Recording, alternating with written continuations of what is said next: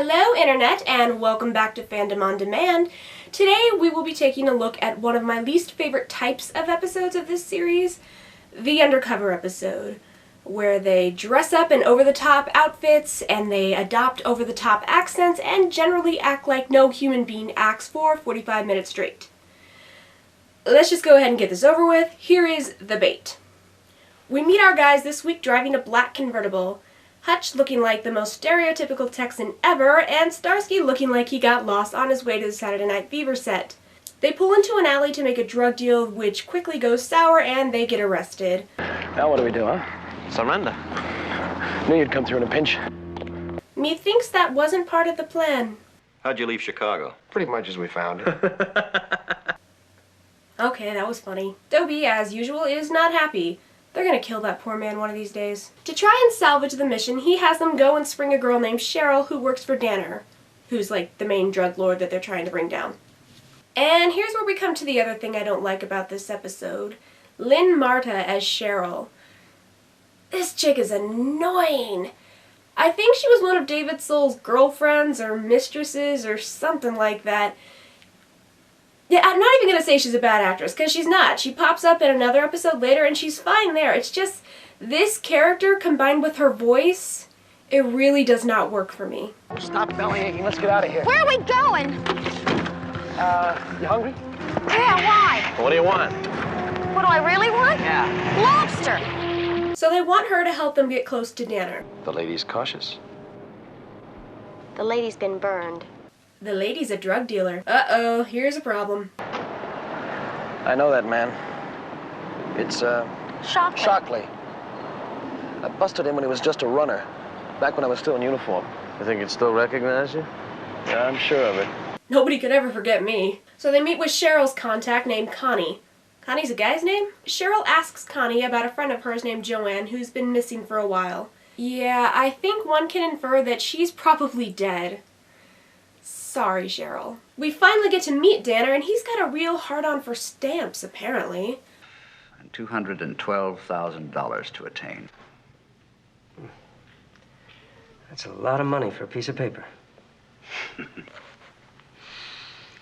The Hawaiian Missionary, 1859. Only two are known to exist still in the entire world. And now, I have one of them. I wonder if that will come into play. Nice to see Dobie out and about more this episode, although he's looking fairly uncomfortable at Huggy's place. He was there before and he was totally fine. Huggy Bear? Hey, what's happening, Captain? Oh, I thought I might say Rafferty, O'Brien. Who? Starsky and Hutch. Really, Huggy? Who? Come on, you're smarter than that. Hey, Captain, what you doing down here? Trying to be ethnic? Huggy, please. So they're a little short on Connie's money. Never bring a razor to a gunfight. They decide that it's best to keep Cheryl out of things from now on. You two really are straight. Yeah, how about that? Well, in a kinky kind of way. Yeah, you are. Tell me more. They bond with Cheryl back at her apartment and she tells them all about her friend Joanne.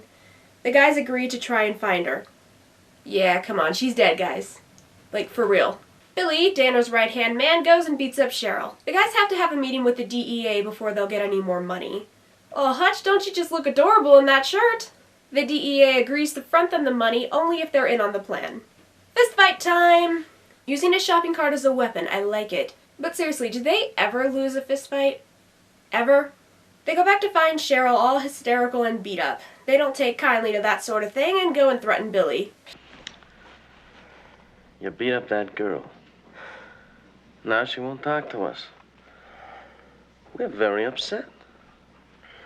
It's so hot when you're all threatening like that. They try to ensure that Danner's brought in on the deal so they can catch him red-handed. When the deal's about to go down, Hutch accidentally gives the DEA the wrong address. And he's unarmed.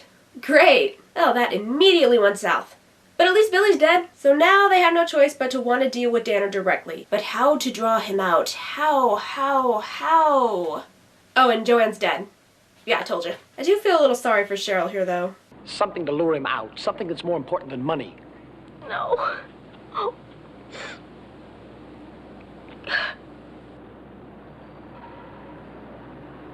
A Hawaiian missionary. Who? Hey, it did come back into play! But how does she even know about that?